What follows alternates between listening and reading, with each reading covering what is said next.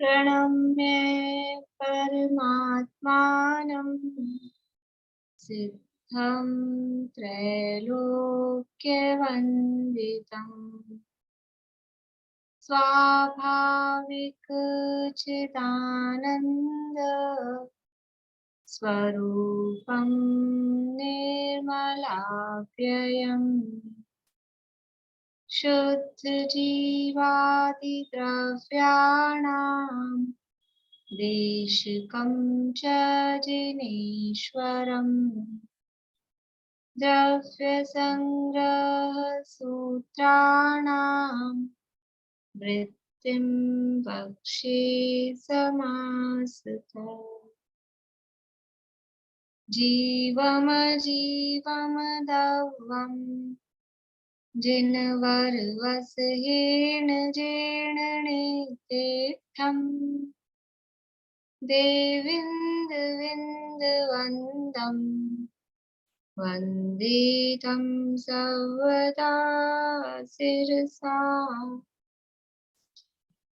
कहे जीव अजीव जिनवर वृषभने लोक में वे वंद्य सुरपति वृंद से वंदन करूं कर जोड़।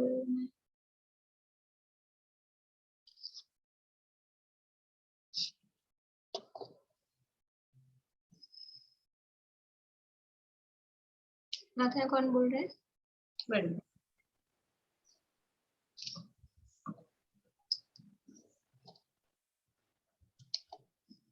बृहद द्रव्य संग्रह में मोक्ष मार्ग अधिकार तीसरा अधिकार अपना चल रहा है और मोक्ष मार्ग के अवयव स्वरूप जो सम्यक दर्शन, सम्यक ज्ञान और सम्यक चारित्र है, उनमें से सम्यक दर्शन का वर्णन किया और उसके बाद में सम्यक ज्ञान का वर्णन, और इस ज्ञान के वर्णन के में ये 3 गाथाएं चलेगी 42, 43 और 44।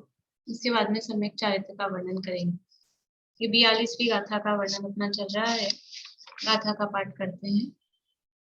संशय विमोह विभ्रम विवज्यम् अपपरसरुवस ग्रहणं सम्मन्नानं सायारमणीयभेयं तु। आत्मा और पर पदार्थों के स्वरूप को संशय विमोह और विभ्रम से रहित जानना, वह सम्यक ज्ञान है। वह साकार और अनेक भेदों वाला है। वो सम्यक ज्ञान साकार और अनेक भेदों वाला है। तो संशय विमोह विभ्रम का स्पष्टीकरण यहाँ टीका में किया। उसके बाद में साकार शब्द का अर्थ बताया। साकार अर्थात निर्णयात्मक ज्ञान। साकार का मतलब जो आकार हम समझते हैं, तो अगर आकार ही अर्थ ले लें कि ज्ञान में वैसा आकार बन जाता है, तो आंख से तो हमको जो दिखते हैं उसके तो आकार अपने को समझ में आते हैं। बॉल देखी तो गोल गोल बन गया, तो अपने को लगेगा ज्ञान में गोल गोल बन गया। लेकिन हवा ज्ञान में जानने में आ रही है कि नहीं आ रही है? हवा नहीं जानने में आ रही है, उसका क्या आकार बनेगा? सुगंध और दुर्गंध वो जानने में आ रही है कि नहीं आ रही है? उसका क्या आकार बनेगा? अगर हम आकार को वैसा आकार समझें जो शेप अपन जिसे कहते हैं, तो फिर क्या आकार बनेगा? इसलिए यहाँ आकार का अर्थ शेप से नहीं है। आकार का मतलब है वो निर्णय पूर्वक जानना, निर्णयात्मक ज्ञान। जो यहाँ शब्द दिए हैं, सविकल्प, व्यवसायत्मक, निश्चयात्मक। निर्णय हो रहा है कि ये हवा है, कि ये बॉल है, कि ये सुगंध है, कि ये दुर्गंध है। ऐसा ही निर्णय पूर्वक जो ज्ञान हो रहा है उसका नाम है साकार ज्ञान। और जिसमें निर्णय नहीं होता है उसका नाम है निराकार, उदर्शन कहलाता है। आकार शब्द का अर्थ वो व्यंजन पर्याय रूप जो आकार अपन जिसे कहते हैं, प्रदेशत्व गुण की पर्याय, वो वाला आकार यहाँ पे नहीं लेना है। अगर वो आकार लेंगे तो फिर अन्य इंद्रियों से अपने को जो ज्ञान हो रहा है, ठंडा समझ में आ रहा है, तो ठंडे का क्या आकार बनेगा? बर्फ का भी एक सा शेप नहीं होती है, कहीं गोल होती है, कहीं रेक्टेंगल होती है, कहीं स्क्वायर होती है, और जिस बर्तन में जमा दो वैसी होती है। तो आकार कैसा बनेगा उसका? आकार मतलब वो वाला आकार नहीं, लंबा चौड़ा गोल त्रिकोण। आकार का मतलब है कि उसका निर्णय हो रहा है। वो निर्णयात्मक जो ज्ञान है वो साकार ज्ञान कहा गया है। अब वो अनेक भेदों वाला है, तो अनेक भेदों की चर्चा यहाँ की। ये सम्यक ज्ञान 5 प्रकार का है, मति, शुद्ध, अवधि, मनय, पर्याय और केवल। इन 5 ज्ञान है। और अगर शुद्ध ज्ञान की अपेक्षा से देखें, सम्यक शुद्ध ज्ञान की अपेक्षा से देखा जाए तो सम्यक ज्ञान के कितने भेद किए? 2 भेद, एक अंग रूप यानी द्वादशांग और एक अंग बाय जो 14 प्रकीर्णक के रूप में है। पहला है 12 अंग के रूप में द्वादशांग और दूसरा अंग बाय कहो या 14 प्रकीर्णक कहो। ये सारी चर्चा अपनी कल तक हो गई थी। यहाँ पे पेज नंबर 208 208 नंबर पेज पे फर्स्ट पैरा की जो लास्ट लाइन है, महाकल्प, पुंडरीक, महापुंडरीक और अशीतिक, इसकी जगह जो अपन ने पढ़ा है उसमें निषिद्धि का नाम था। बाकी जो सब जगह ज्यादातर निषिद्धि का ही नाम मिलता है, यहाँ पर अशीतिक लिखा है, तो इसको ब्रैकेट में अपन वो निषिद्धि का भी लिख सकते हैं। इस प्रकार ये 14 प्रकार के प्रकीर्णक, ये कल तक अपनी चर्चा हुई। अब आगे देखते हैं 208 नंबर पेज पे सेकंड पैरा। अथवा, अथवा मतलब उसी समय ज्ञान के ही भेदों की चर्चा चल रही है। पहले तो 5 बताए थे, दूसरे में 2 बताए, अंग बाय, अंग प्रविष्ट और अंग बाय के रूप में। अब तीसरी तरह से बता रहे हैं। श्री ऋषभनाथ आदि 24 तीर्थंकर, भरत आदि 12 चक्रवर्ती, विजय आदि 9 बलदेव, त्रिप्रष्ट आदि 9 नारायण और सुग्रीव आदि 9 प्रति नारायण। आदि आदि करके, आदि मतलब ये पहले हैं, पहले का नाम लिया और उसको आदि, शुरू में पहले को रख के आदि। तो सबसे पहले तीर्थंकर कौन है? ऋषभनाथ, ऋषभदेव भगवान, उनको लेके फिर 24 तीर्थंकर, वो आदि में है, शुरू में है। ऐसे ही भरत चक्रवर्ती, ये पहले चक्रवर्ती है, इनके बाद में और 11, टोटल 12 चक्रवर्ती। फिर पहले बलदेव का नाम क्या है? विजय बलदेव, विजय आदि 9 बलदेव, तो पहले है विजय बलदेव। पहले नारायण त्रिप्रष्ट नारायण, ये था महावीर भगवान का ही जी, जो पहला नारायण हुआ, त्रिप्रष्ट नारायण। और प्रति नारायण में पहला प्रति नारायण है सुग्रीव। ये जो सुग्रीव रामायण में है वो वाला नहीं, ये जिस समय ये पहले बलदेव हुए, पहले नारायण हुए, उसी समय पहले प्रति नारायण हुए। लगभग 8वें या 9वें तीर्थंकर के समय हुए थे ये सब, एग्जैक्टली देख लेना जान लो। तो सुग्रीव आदि 9 प्रति नारायण संबंधी 63 शलाका पुरुषों के पुराण भेद से भेद वाले प्रथमानुयोग कहलाता है। यानी पहला भेद बता रहे हैं सम्यक ज्ञान का, जो और दूसरे तरह से भेद कर रहे हैं, तो प्रथमानुयोग यानी जिसमें 63 शलाका पुरुषों के चरित्र का वर्णन किया जाता है, चरित्र का वर्णन होता है, वह प्रथमानुयोग कहलाता है। प्रथम मतलब है जो बिल्कुल नया नया अभी मिथ्यादृष्टि भी हो और नया नया ही धर्म में लगा हो, उसको बोलते हैं वो प्रथम है, अभी प्रारंभिक है। तो उस जीव के लिए जो अनुयोग है वो कहलाता है प्रथमानुयोग। तो जो ये महापुरुषों के चरित्र का वर्णन है, उसमें जो अल्प बुद्धि जीव हैं, नए नए धर्म में लग रहे हैं, उनका उपयोग उसमें लगता है, इसलिए उसको प्रथमानुयोग कहते हैं। तो जिसमें 63 शलाका महापुरुषों के चरित्र का वर्णन होता है वो प्रथमानुयोग है। 63 शलाका महापुरुष कौन कौन से हैं?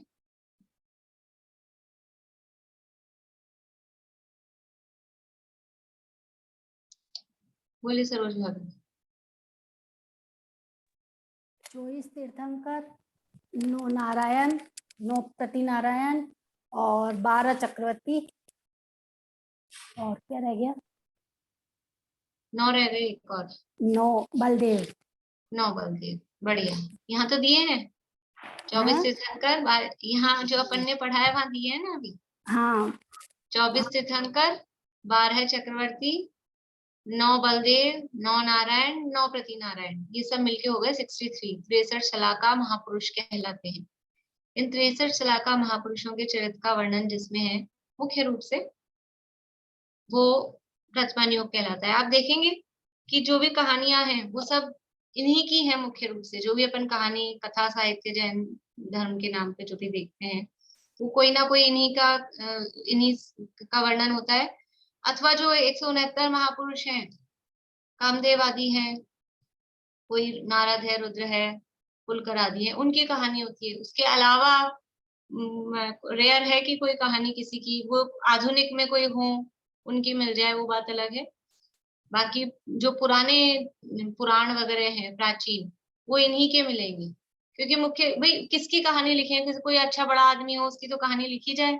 साधारण सा व्यक्ति, गरीब परिवार में जन्म हुआ, साधारण सी जिंदगी बिताई और फिर ऐसे ही जिंदगी पूरी कर दी, उसकी क्या कहानी लिखनी। जिसकी कहानी में कुछ बात हो, कोई बड़ा आदमी हो और फिर उसने जीवन में कुछ काम विशेष किया हो, तब तो उसकी कहानी लिखी जाए। तो ये महापुरुष हैं, विशेष पुरुष हैं, इसलिए इनकी कहानी लिखी जाती है। ये वर्तमान योग है। इसके बाद में है चरणानुयोग। चरणानुयोग में क्या वर्णन है? उपासकाध्ययन आदि में श्रावक धर्म का और आचार आराधना आदि में यति धर्म का जहां मुख्य रूप से कथन किया जाता है वह चरणानुयोग कहलाता है। यानी श्रावक धर्म का और यति, यति यानी मुनि, श्रावक धर्म का और मुनि धर्म का जहां मुख्य रूप से कथन है वह चरणानुयोग कहलाता है। तो श्रावक धर्म का कथन किसमें है? उपासक अध्ययन आदि। उपासक अध्ययन पढ़ा था अभी शब्द कहीं? उपासक अध्ययन,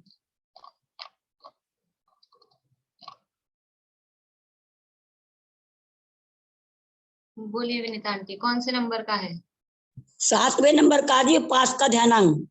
बढ़िया। ये 7वें नंबर का, ये अंगों में जो मूल 12 अंग थे उसमें नाम था उपासक अध्ययनांग।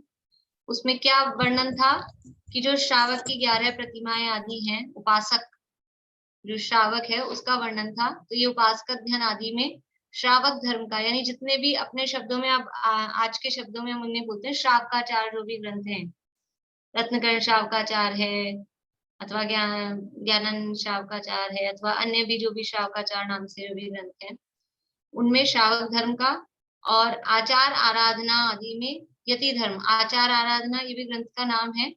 और इसके अलावा मूलाचार, भगवती आराधना आदि जो भी ग्रंथ हैं, इनमें मुनि धर्म का मुख्य रूप से इनमें उनका कथन है वो चरणानुयोग कहलाता है। यानी श्रावक और मुनियों के आचरण का वर्णन करने वाला, श्रावक और मुनियों के आचरण का व्याख्यान करने वाला जो है वो चरणानुयोग। अनुयोग किसे कहते हैं? अनुयोग, अनुयोग का क्या मतलब है?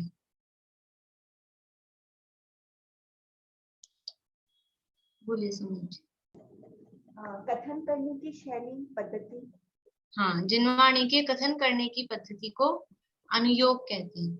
वैसे अनुयोग शब्द और जगह भी आता है, लेकिन वहां भी अर्थ वही, जहाँ और जगह भी आता है करने, घुमटसार आदि में भी अनुयोग शब्द, लेकिन वहां भी अर्थ वही लगेगा। वो कथन करने की एक पद्धति है। इतने अनुयोगों से कथन किया, तो वो अनुयोग का मतलब इतने टाइप से। तो ये 4 टाइप से जिनवाणी को डिवाइड किया है। समय ज्ञान के भेद चल रहे हैं, तो समय ज्ञान का अर्थ पीछे श्रुत किया था, द्वादशांग में उसको डिवाइड किया था पूरा। तो उसी को अब 4 भागों में डिवाइड कर रहे हैं। जहाँ पीछे 12 अंगों में डिवाइड किया था उस समय ज्ञान को, यहाँ पर उसको 4 भागों में डिवाइड कर रहे हैं। पहला प्रथमानुयोग, दूसरा चरणानुयोग, तीसरा भेद कह रहे हैं आगे कर्णानुयोग के रूप में। त्रिलोक सार में तीर्थंकरों का अंतरकाल और लोक विभाग आदि का व्याख्यान है ऐसे ग्रंथ कर्णानुयोग के जानना। यानी कि कर्णानुयोग किसे कहते हैं कि जहां पर 3 लोक की रचना का, ऊर्ध्वलोक, मध्यलोक, अधोलोक, ऐसे लोक विभाग का जहां पर वर्णन किया जाता है वो कर्णानुयोग है। वास्तव में अपन जो ये कर्म सिद्धांत है ना, कर्म सिद्धांत को अपन कर्णानुयोग में रखते हैं, लेकिन वास्तव में जो मूल आचार्यों ने जो भेद किया ना, कर्णानुयोग वास्तव में किसे कहा? तो कर्ण का अर्थ होता है गणित। गणित की जहां मुख्यता होती है उसको कर्णानुयोग कहा, और गणित की मुख्यता होती है ये 3 लोक की रचना के प्रकरण में। तो त्रिलोक की रचना का वर्णन जिसमें मुख्य रूप से है उसको कर्णानुयोग कहा। और कर्म सिद्धांत को, यानी कुछ आचार्य, 2 इसमें समझ लीजिए अपेक्षाएं चलती हैं। तो कुछ आचार्य कर्म सिद्धांत को द्रव्यानुयोग में रखते हैं, लेकिन अभी जो प्रचलित है अपन जिसे कहते हैं उसमें कर्णानुयोग को भी अपन, नहीं सॉरी, कर्म सिद्धांत को भी अपन कर्णानुयोग में रखते हैं। और उसका कारण क्या है? उसके पीछे भी लॉजिक है कि करण अनुयोग, करण नाम है परिणामों का। करण शब्द का एक अर्थ गणित और करण शब्द का दूसरा अर्थ परिणाम। अभी अपन करण लब्धि के प्रकरण में कर ही रहे हैं। करण मतलब परिणाम। तो जहाँ परिणामों की मुख्यता से कथन है उसका नाम कर्णानुयोग। तो जो कर्म सिद्धांत का जो वर्णन है, कर्म सिद्धांत का जो भी वर्णन आएगा वहां जीव के परिणामों का वर्णन आएगा कि नहीं आएगा? तो सारा जीव के परिणामों की अपेक्षा से वर्णन आएगा। कर्म की बात करेंगे लेकिन जीव के परिणाम सापेक्ष बात चलेगी। तो इस अपेक्षा से कर्म सिद्धांत को कर्णानुयोग में रखा जाता है। तो दोनों अपेक्षाएं चलती है, प्रचलित अपेक्षा वही है कर्म सिद्धांत को कर्णानुयोग में मानने की ही। तो जिनमें जिस अनुयोग में या जिन शास्त्रों में तीन लोक की रचना का वर्णन और कर्म सिद्धांत आदि का वर्णन होता है उसे कर्णानुयोग कहते हैं। अब है द्रव्यानुयोग।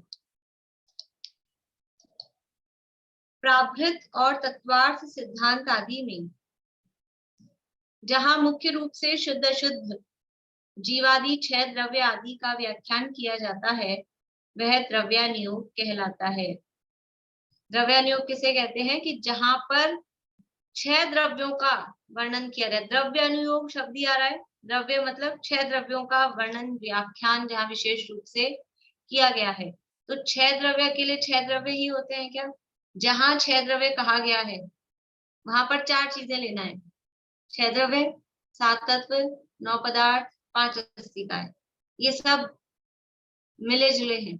छह द्रव्य का वर्णन अकेला नहीं होगा। इस ग्रंथ का नाम क्या है? ग्रंथ का नाम क्या है जो पढ़ रहे हैं अपन? द्रव्य संग्रह, बृहद द्रव्य संग्रह। लेकिन वर्णन क्या अकेले द्रव्यों का ही है?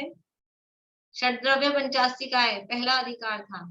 षड द्रव्य नहीं, सात तत्व नौ पदार्थ ये दूसरा अधिकार। यानी छह द्रव्य का वर्णन भी हुआ, पांच अस्तिकाएं का वर्णन भी हुआ, सात तत्व का वर्णन भी हुआ, नौ पदार्थ का वर्णन भी हुआ। और इतना ही नहीं, साथ में मोक्ष मार्ग अधिकार, मोक्ष मार्ग, क्योंकि ये सब क्या है, इन सब का प्रयोजन क्या है? मोक्ष मार्ग की प्राप्ति होना, इसलिए मोक्ष मार्ग का अधिकार। और ये जो कोर्स बताया गया था सम्यक सम्यक मिथ्या दृष्टि में, उसमें भी तो यही था। कोर्स में क्या था? मोक्ष प्रयोजन भूत मोक्ष मार्ग का, देवगुरु धर्म का, जीवादि तत्वों का ले दे के बात तो वही आ रही है, वही चीज है। तो जिसमें मुख्य मुख्य क्या है कि जीवादि छह द्रव्यों का मतलब जो मोक्ष मार्ग में बिल्कुल प्रयोजन भूत है, जिसके बिना मोक्ष मार्ग का प्रारंभ नहीं हो सकता, उसमें एंट्री नहीं हो सकती, उसमें आगे नहीं बढ़ा जा सकता, उन बातों का जिसमें वर्णन है वो है द्रव्यानुयोग।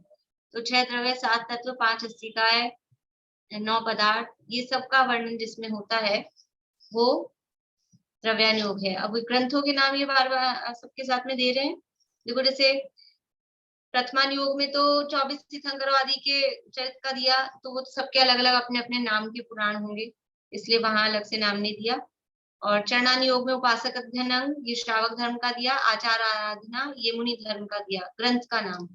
फिर कर्णानुयोग में क्या दिया? त्रिलोक सार, त्रिलोक सार नाम दिया और दूसरा नाम दिया लोक विभाग। लोक विभाग ग्रंथ का नाम भी है और लोक विभाग एक सामान्य शब्द भी है, लोक का विभाजन किया वैसा लोक विभाग, दोनों नाम यहाँ पे समझ लेना। अब द्रव्यानुयोग में क्या दे रहे हैं? द्रव्यानुयोग में नाम दे रहे हैं प्राभृत और तत्वार्थ सिद्धांत आदि में, ये ग्रंथ के नाम दिए। प्राभृत ग्रंथ कौन सा है? प्राभृत ग्रंथ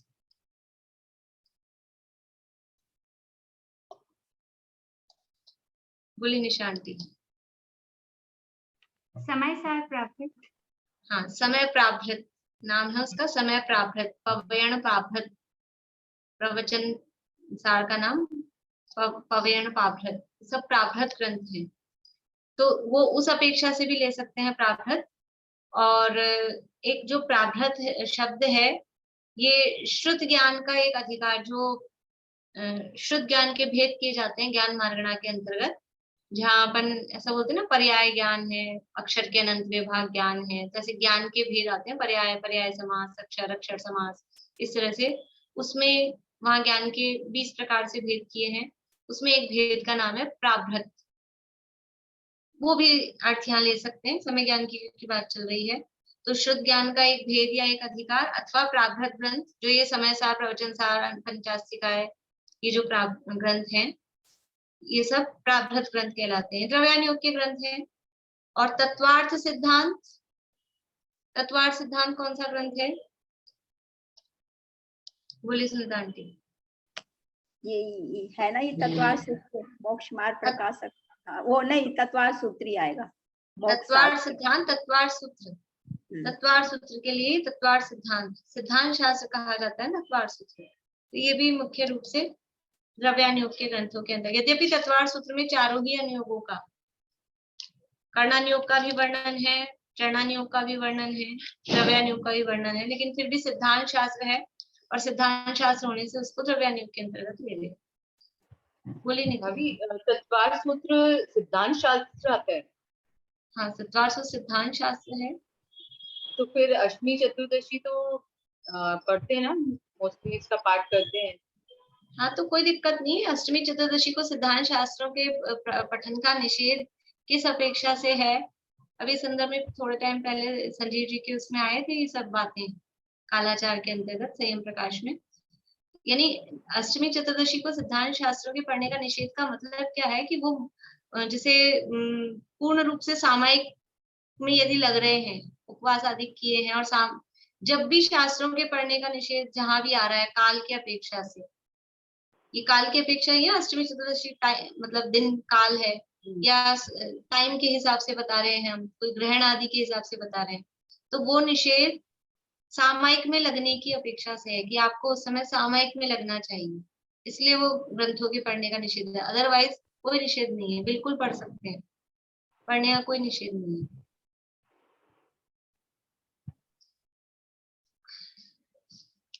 प्राभृत और तत्वार्थ सिद्धांत आदि में जहां मुख्य रूप से शुद्ध अशुद्ध जीव आदि 6 द्रव्य आदि का व्याख्यान किया जाता है, वह द्रव्यानुयोग कहलाता है।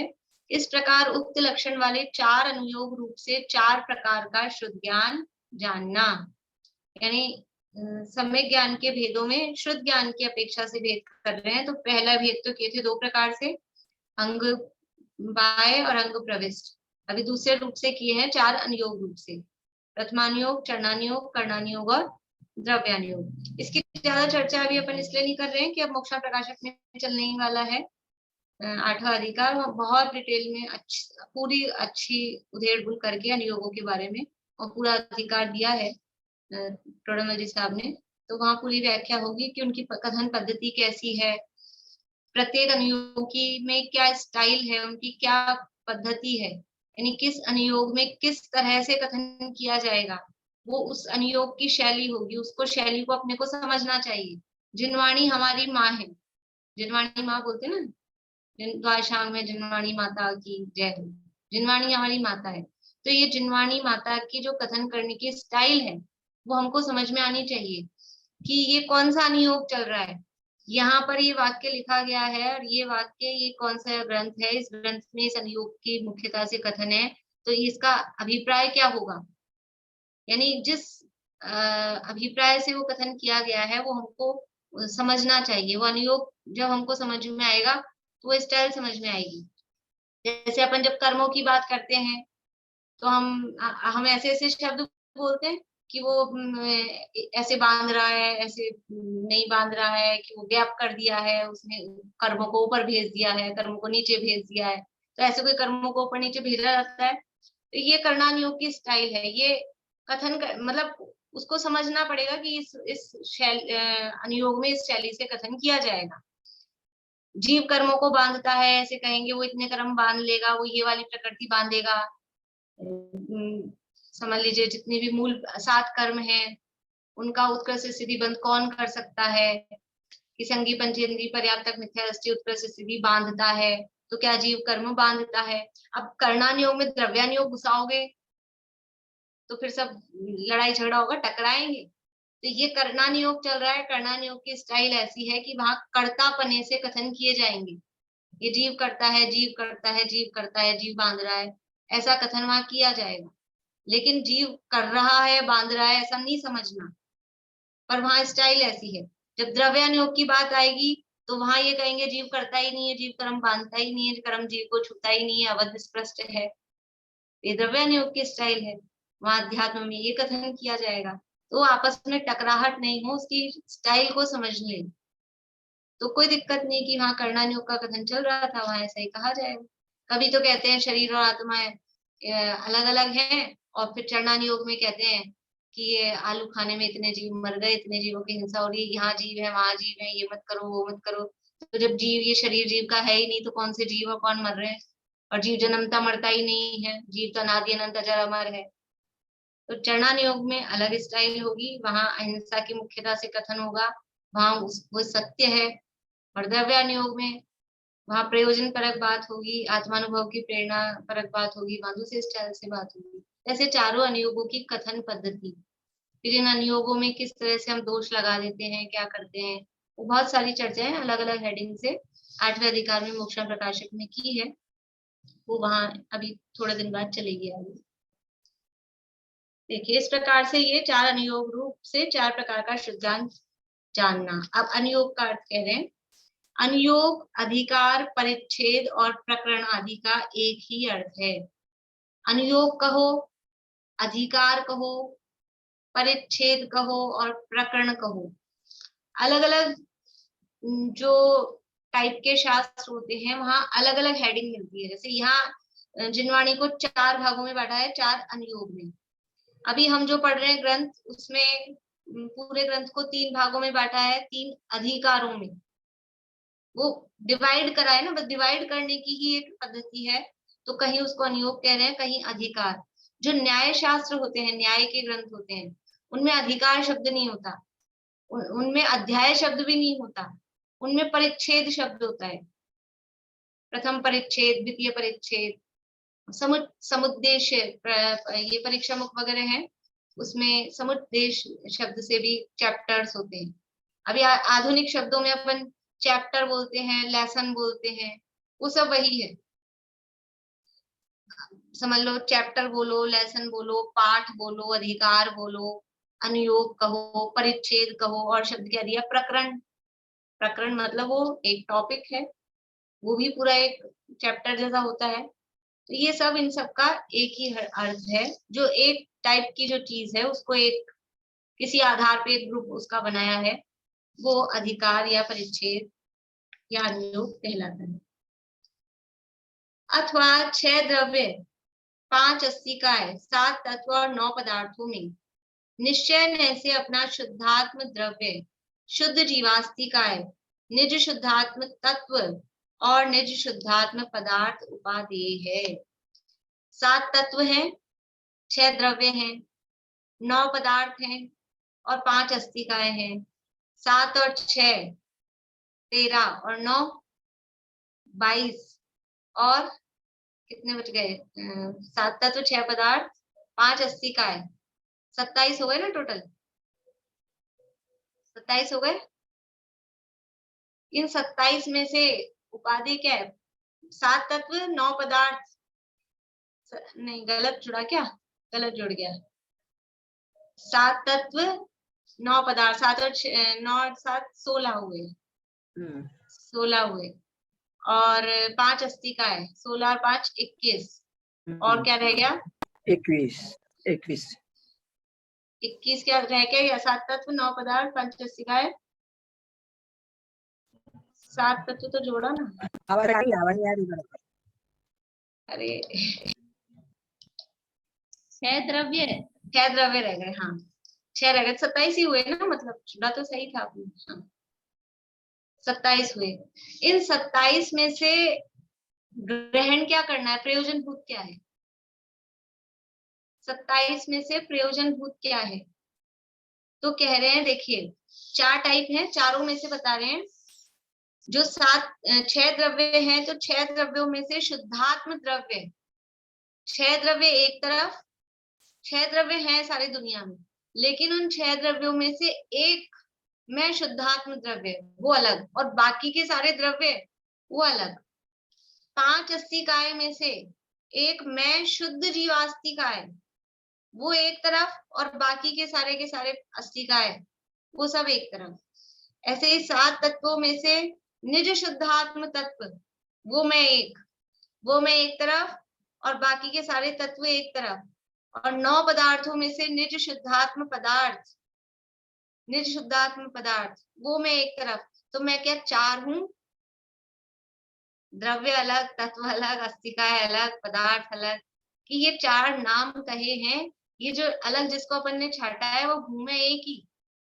इन 4 तरह की चीजों में से जो मैं हूं वो एक मैं, चाहे उसको द्रव्य कहो, चाहे उसको तत्व कहो, चाहे उसको अस्तिकाय कहो, चाहे उसको पदार्थ कहो, नाम कुछ भी कहो, वो जो एक मैं हूं शुद्ध शुद्ध स्वरूपी, वो ही मैं एक उपादेय हूँ।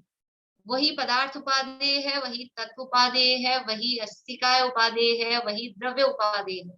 और कोई दूसरा भी द्रव्य, अस्तिकाय, पदार्थ, तत्व, वो कोई उपादेय, उपादेय मतलब अपने रूप से मानने योग्य, अपने रूप से जानने योग्य, अपने रूप से लीनता करने रूप, ऐसा अन्य कुछ भी नहीं है। एक निर्शुद्धात्म पदार्थ ही उपादेय है और शेष हे हैं।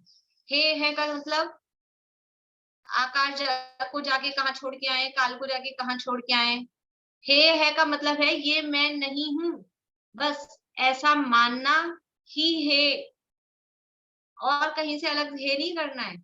मान्यता में जिनको हमने मैं मान रखा था, क्योंकि वास्तव में एक द्रव्य दूसरे द्रव्य को ग्रहण करता ही नहीं है। आज तक मैंने कुछ ग्रहण किया ही नहीं है। दूसरे किसी द्रव्य को, तत्व को, अस्तिकाय को, पदार्थ को मैंने ग्रहण किया हो तो मैं उसे हे करके बाहर में छोड़ू, लेकिन ग्रहण नहीं किया है तो फिर क्या किया है? किया तो है कि वो मान्यता में ग्रहण किया है, अपना माना है। इसके अलावा किया क्या है? ये मेरा है, ये मेरा है, ये मेरा है, ये मेरा है, यही तो माना है। या मैं उसका करता हूँ या मैं उसका भोगता हूँ। ये मैं हूँ, ये मेरा है, मैं इसका करता हूँ, मैं इसका भोगता हूँ। इसके अलावा ये सब मानना, ये 4 तरह से मानने के अलावा और कुछ नहीं किया। वास्तव में कोई किसी का होता तो है ही नहीं, क्योंकि जो जिसका होता है वो वही होता है, और जो जो होता है वही होता है। इसके अलावा कुछ नहीं होता है।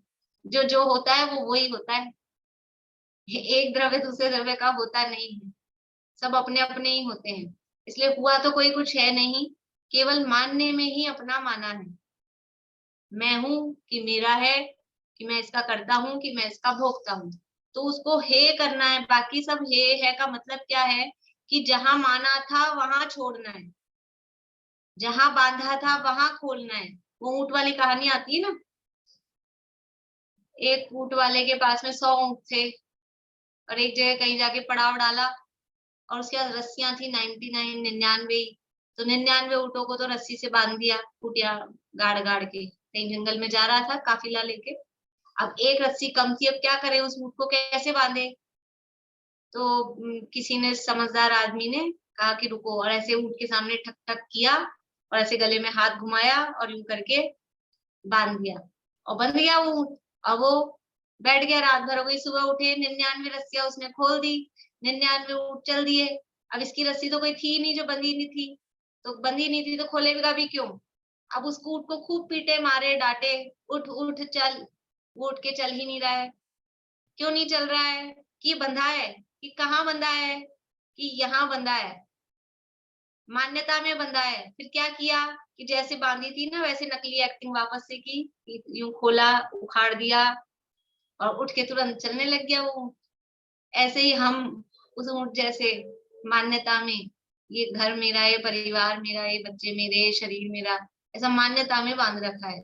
तो जहां बांध रखा है वहीं छोड़ना है। बाहर जाके कहीं कुछ किसी पदार्थ को छोड़ना हो, फेंकना हो, निकालना हो, ऐसा नहीं है। तो अन्य सब हे है, मतलब बाकी के सारे द्रव्य, तत्व, अस्तिकाय, पदार्थ, ये सब हे है, छोड़ने योग्य है। मतलब इनको मान्यता में ये मैं हूँ, ये मेरे हैं, मैं इनका करता हूँ, मैं इनका भोगता हूँ, ये मानना, ये हे है, ये मान्यता हे है, ये मानना छोड़ना है। इस प्रकार संक्षेप में हे उपादेय के भेद से व्यवहार ज्ञान 2 प्रकार का है।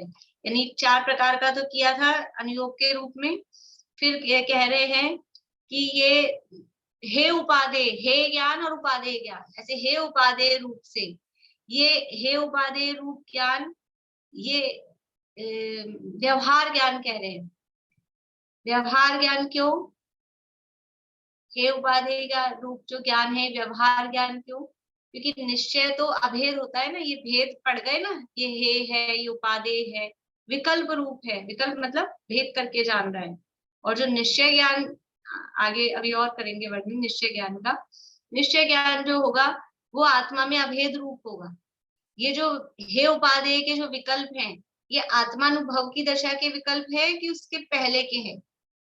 ये हो हे उपादेय के विकल्प है, ये उससे पहले के हैं। आत्मानुभव की जो दशा होगी, जो निश्चय ज्ञान होगा, वहां पे ये विकल्प नहीं होंगे कि ये है कि ये उपादेय है। इसलिए इसको व्यवहार ज्ञान में रखा। देखिए फिर से पढ़ती हूँ एक बार ऊपर से पूरा। 6 द्रव्य, 5 अस्थिकाय, 7 तत्व और 9 पदार्थों में निश्चय ने से अपना शुद्धात्म द्रव्य, शुद्ध जीवास्तिकाय, निज शुद्धात्म तत्व और निज शुद्धात्म पदार्थ उपादेय है और शेष हे है। इस प्रकार संक्षेप में हे उपादेय के भेद से व्यवहार ज्ञान 2 प्रकार का है। मतलब इन्होंने ऐसे नहीं कहा कि हम निश्चय ज्ञान और व्यवहार ज्ञान ऐसे 2 भेद कर रहे हैं ज्ञान के। सीधा पहले व्यवहार ज्ञान बता दिया, अभी आगे वाले पैराग्राफ में निश्चय ज्ञान बताएंगे। मतलब अभी ज्ञान के 2 भेद कर दिए, एक व्यवहार ज्ञान और एक निश्चय ज्ञान। तो ये जो भेद रूप से हे उपादेय का ज्ञान किया, ये व्यवहार ज्ञान है। अब उसी विकल्प रूप व्यवहार ज्ञान से साध्य निश्चय ज्ञान का कथन करते हैं। अब उसी विकल्प रूप व्यवहार ज्ञान से, विकल्प रूप मतलब ये ऐसा यहाँ पर ये भेद करके जाना ना, इसने हे है ये उपादेय है, ऐसा विकल्प हुआ, विकल्पात्मक ज्ञान है। यहाँ विकल्प का अर्थ वही है जो अपन रेगुलर विकल्प का अर्थ विकल्प करते हैं ना, मतलब जिसमें राग का अंश आ रहा है, क्योंकि जहां पर भेद होता है वहां पे राग खड़ा होता है। ये वो वाला विकल्प, ये साकार वाला विकल्प, वो जो पीछे निर्णयात्मक किया था अर्थ, वो वाला नहीं लेना अभी। यहाँ पे ये विकल्प रूप मतलब है जो भेद किए, जो व्यवहार ने जैसे भेद करके जानता है, और जब भेद करते हैं तो वो उसमें राग खड़ा होता है, विकल्प खड़े होते हैं, वो विकल्प रूप व्यवहार ज्ञान। उस विकल्प रूप व्यवहार ज्ञान से साध्य निश्चय ज्ञान का कथन करते हैं। वह इस प्रकार है। राग से परस्त्री आदि की वांछा रूप और द्वेष से दूसरों को मारने, बांधने, छेदने आदि की वांछा रूप मेरा दुर्ध्यान है, उसे कोई भी नहीं जानता है। इस प्रकार विचार कर स्वयं शुद्धात्म भावना से उत्पन्न सदानंद नित्यानंद जिसका एक लक्षण है, ऐसे सुखामृत रस रूप निर्मल जल से अपने चित्त की शुद्धि न करता हुआ यह जीव पाए में बगुले जैसा वेश धारण करके लोगों का रंजन करता है, वह माया शल्य कहलाती है। तो इसमें बता क्या रहे हैं पहले मैं आपको बता देती हूँ, वरना ऐसा लगेगा बहुत सारा अपन पढ़ लेंगे और समझ नहीं आएगा चल क्या रहा है। इसमें 3 शल्य है, 3 शल्य अपन ने पढ़ी, माया, मिथ्यात्व और निदान, ये 3 शल्य। और पहले पीछे आ जाइए 210 पेज पे, तो एक बार समझ में आ जाएगी इसमें बताएंगे क्या। 3 शल्य ऊपर से पढ़ते हैं 210 पेज पे। उपरोक्त लक्षण युक्त 3 शल्य विभाव परिणाम आदि समस्त शुभाशुभ संकल्प विकल्प रहित परम स्वास्थ्य के संवेदन से उत्पन्न हुआ तात्विक परमानंद जिसका एक लक्षण है, ऐसे सुखामृत से तृप्त अपने आत्मा द्वारा अपना सम्यक निर्विकल्प रूप से वेदन परिज्ञान अनुभवन, ऐसा जो निर्विकल्प स्वसंवेदन ज्ञान वही निश्चय ज्ञान कहलाता है। यानी ज्ञान के 2 भेद किए थे, एक व्यवहार ज्ञान और एक निश्चय ज्ञान। तो व्यवहार ज्ञान तो कर दिया कि जो 7 तत्व 6 द्रव्य 9 पदार्थ आदि के जो भेद किए और उन भेदों में से स्वयं को अलग छाटा, उपादेय रूप और पर को हे रूप वो अलग किया, वो किया व्यवहार ज्ञान। निश्चय ज्ञान क्या है कि निर्विकल्प स्वयं संवेदन ज्ञान वही निश्चय ज्ञान है। ये निश्चय ज्ञान की परिभाषा है, एकदम छोटी सी है। निर्विकल्प स्वयं संवेदन रूप जो ज्ञान है, जिसमें कोई भेद नहीं है, कोई विकल्प नहीं, केवल आत्मा के अनुभव रूप जो ज्ञान है, वो निश्चय ज्ञान है। जो पीछे ज्ञान व्यवहार ज्ञान कहा था उसमें तो ये वाला तत्व में हूँ, ये वाला द्रव्य में हूँ, ऐसा भेद हो रहा था, और ये मेरे को है, ये मेरे को उपादेय है, ऐसा विकल्प हो रहा था, इसलिए वो व्यवहार ज्ञान था। यहाँ पर केवल आत्मा का अनुभव निर्विकल्प स्वयं संवेदन, ये निश्चय ज्ञान है। अब इस निश्चय ज्ञान तक कैसे पहुंचा रहे हैं अपने को, वो अब अपन पीछे पीछे रिवर्स चल के देखते हैं। ठीक है, परिभाषा तो इतनी है कि निर्विकल्प स्वयं संवेदन ज्ञान वही निश्चय ज्ञान है। ये निर्विकल्प स्व संवेदन ज्ञान ये कैसा है कि यहाँ से देखते हैं, अपने आत्मा द्वारा अपना सम्यक निर्विकल्प रूप से वेदन परिज्ञान अनुभवन, यानी अपने आत्मा द्वारा अपना ही वेदन। ये निर्विकल्प स्व संवेदन ज्ञान कैसा है? अपने द्वारा अपना वेदन, अपने द्वारा अपना परिज्ञान, अपने द्वारा अपना अनुभवन। 3 शब्द दिए हैं, वेदन, परिज्ञान और अनुभवन। यद्यपि तीनों शब्द ज्ञानात्मक भी हैं, तीनों को अपन ज्ञान के अर्थ में भी ले सकते हैं। वेदन मतलब भी जानना, परिज्ञान मतलब भी जानना ज्ञान है ही, और अनुभवन में भी जानना। तो तीनों शब्द के अर्थ ज्ञान रूप भी ले सकते हैं, अथवा तीनों शब्द के अर्थ 3 तरह से ले सकते हैं। वेद परिज्ञान तो ज्ञान है ही, और अनुभवन, अनुभवन मतलब वो लीनता, तो इसको हम चारित्र के अर्थ में ले सकते हैं। ये चारित्र, और जब ये ज्ञान है और ये चारित्र है तो वो जो वेदन है उस वेदन को हम श्रद्धान के अर्थ में ले सकते हैं। ये अपन अपने तरह से ही ले रहे हैं, ऐसा कोई मतलब इन शब्दों का अर्थ, वेदन का अर्थ श्रद्धा निकलता नहीं है, लेकिन अपन इसमें तीनों को भी ले सकते हैं। तो अपने द्वारा अपना सम्यक निर्विकल्प रूप से वेदन परिज्ञान अनुभवन, यानी अपनी श्रद्धा, अपना ज्ञान और अपना चारित्र इस रूप से, क्योंकि जब एक होता है, सम्यक ज्ञान अकेला तो होता नहीं है। सम्यक ज्ञान होगा तो सम्यक दर्शन पूर्वक ही होगा, सम्यक दर्शन भी साथ में, सम्यक चारित्र भी साथ में, अकेला तो होगा नहीं। इसलिए तीनों को अपन यहाँ ले सकते हैं। ऐसा जो ये निर्विकल्प संवेदन ज्ञान है वो निश्चय ज्ञान है। अब ये अपना आत्मा कैसा है, वो आत्मा कैसा है उसके लिए कह रहे हैं कि परम स्वास्थ्य के संवेदन से उत्पन्न हुआ तात्विक परमानंद जिसका लक्षण है, ऐसे सुखामृत से तृप्त अपना आत्मा। आत्मा कैसा है?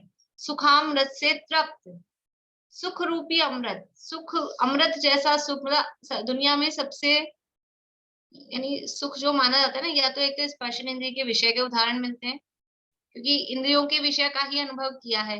अब सुख बताना है तो क्या करें, और कोई ऑप्शन नहीं है, उसी के माध्यम से सुख को थोड़ा कंपेयर करके बता सकते हैं। तो स्पर्शन इंद्रिय का मिलता है, या फिर जीव को ज्यादा रुचिकर होता है रसना इंद्रिय का विषय। और रसना इंद्रिय में कौन सा रस? मीठा रस। और मीठे में सबसे उत्कृष्ट वस्तु कौन सी होती है? गुड़, खांड, शर्करा और अमृत।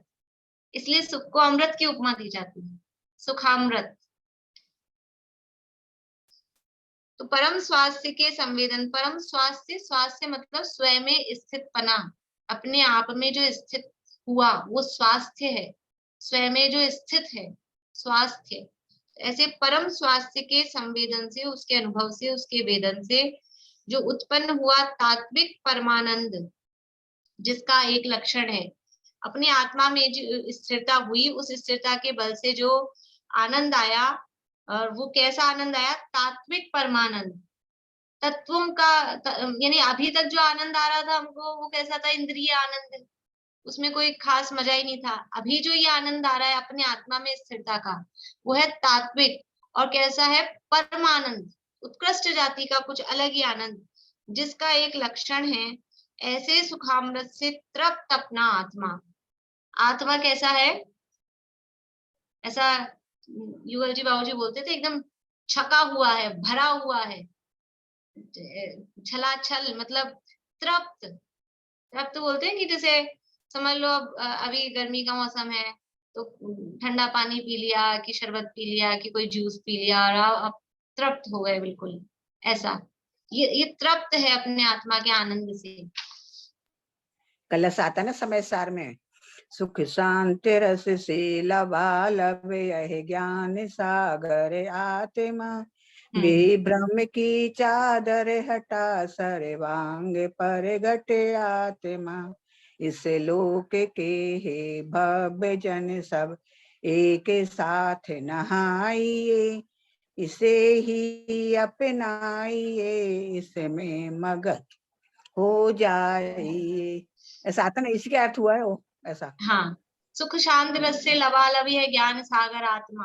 आत्मा कैसा है? सुख शांत रस से लबालब भरा हुआ है, ज्ञान का सागर। तू ज्ञान का सागर है, आनंद का सागर है। इसी आनंद के प्यासे हम। तो प्यासे क्यों हो? तुम खुद भी तो हो ज्ञान के सागर, लेकिन फिर भी पानी में मीन प्यासी, ऐसी स्थिति है। ये आत्मा कैसा है? अपने आत्मा का स्वरूप बताया जा रहा है। आत्मा का लक्षण कैसा है कि तात्विक परमानंद जिसका एक लक्षण है, और वो तात्विक परमानंद उत्पन्न कैसे हुआ है? अपने परम स्वास्थ्य के संवेदन से, अपने आप में स्थिरता, अपने आप में जो स्थिरता हुई उससे जो अनुभव आया वो तात्विक परमानंद। और वो तात्विक परमानंद जिसका लक्षण है, ऐसे सुखामृत से तृप्त अपना आत्मा, और उस अपने आत्मा द्वारा अपना वेदन परिज्ञान अनुभवन, ऐसा जो निर्विकल्प स्व संवेदन ज्ञान, वो निश्चय ज्ञान है। मतलब क्या है कि वो जो आत्मा का ज्ञान है, आत्मा का अनुभव रूप जो ज्ञान है, वो ही निश्चय से ज्ञान है। मतलब और कोई ज्ञान ज्ञान ही नहीं है। जो बहुत ही सरलता से 2 शब्दों में दादा ने लिखा है, विता ज्ञान प्रशिक्षण निर्देशिका का मंगलाचरण है, आत्मज्ञान ही ज्ञान है, शेष सभी अज्ञान। और कुछ ज्ञान ही नहीं है। आत्मा को जानना ही ज्ञान है, निश्चय से यही ज्ञान है। बाकी ये जो ज्ञान जिसे हम कह रहे हैं वो ज्ञान ही नहीं है।